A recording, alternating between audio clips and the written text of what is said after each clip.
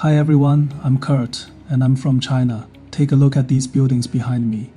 High-rise apartment blocks like these are everywhere in China, in both big cities and small towns. Lately, I've been wondering about something. China is a huge country, so why have most of us ended up living high above the ground? Let's walk around and talk about it. If this is your first time in China, these apartment blocks may look pretty impressive. One tower after another, 20 floors, 30 floors, and sometimes even higher. Residential areas in different Chinese cities can also look surprisingly similar. The entrances look similar. The walls look similar. There's usually a parking garage underneath, and when you look up, all you see are rows and rows of windows.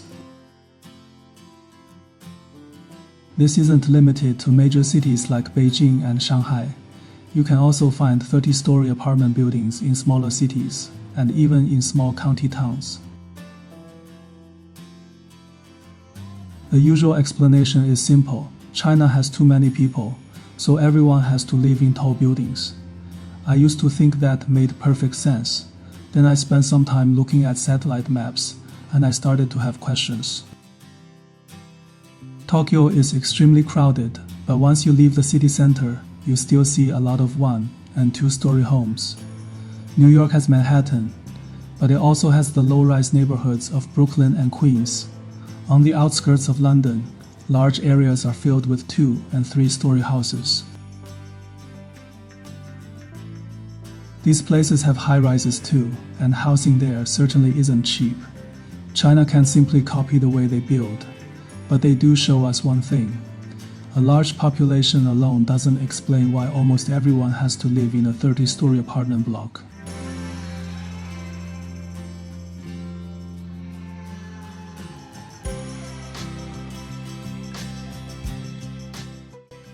Standing down here, these buildings feel incredibly tall, but drive a short distance out of the city, and you may see huge areas of open land. So what are we really short of? Land, or another way to build?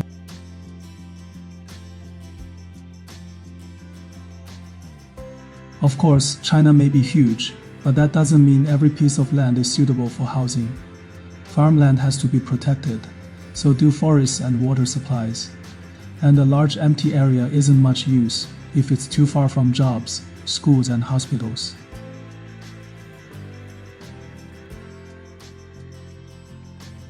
So population doesn't explain everything. The math is straightforward. The higher you build, the more apartments you can sell on the same piece of land.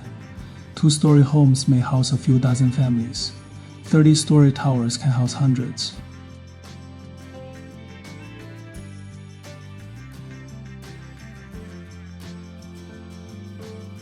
Developers look at how many apartments they can sell. Cities also have to think about how public transport and public services can reach more people. When people live closer together, schools and shopping centers are easier to support, and buses and subway lines can serve more residents.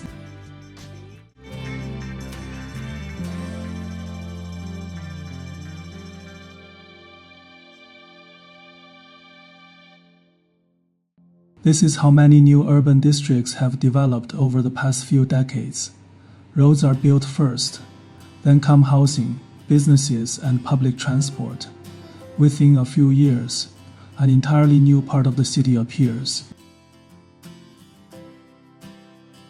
This way of building is fast. A whole new district can appear within a few years, but building homes quickly doesn't tell us how comfortable they are to live in. High-rise living does have its advantages. When more people live in one area, it becomes easier to support shops, restaurants, and convenience stores. Buses and subway lines can serve more people as well. For many people who work in the city, an apartment is simply easier to manage. The property management company takes care of the shared areas, and you don't have a yard to maintain. The supermarket or subway station may be just a short walk away. That convenience also shapes the way we live. As more people move into similar apartments, the amount of space available to each family becomes more and more alike. We often hear people ask why consumers in China are so cautious about spending. Money is obviously the biggest reason. When your income feels uncertain and your job doesn't feel secure, you think twice before buying anything.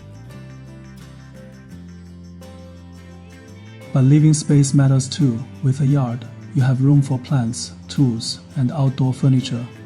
With a garage, bicycles, and camping gear don't have to be squeezed into your home. One extra room could become a home office or a bedroom for a child. But in a small apartment, every corner may already be full. Before buying something new, the first question often isn't how much it costs. It's where you're going to put it.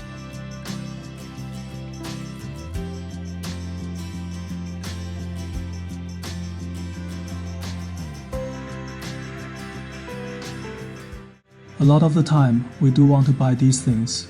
We just don't have anywhere to put them. The size of your home can shape the kind of life you allow yourself to imagine. When I was growing up, I saw plenty of homes with courtyards. In northern China, there were single-story homes built around the yard. In the south, many homes had an open courtyard in the middle. The courtyard was part of everyday life. People grew flowers and vegetables there and hung their clothes out to dry. Children played outside, and dogs had room to run. On summer evenings, the whole family could sit in the courtyard, eat, and talk. Today's homes are more modern. Elevators, property management, and underground parking have made daily life easier.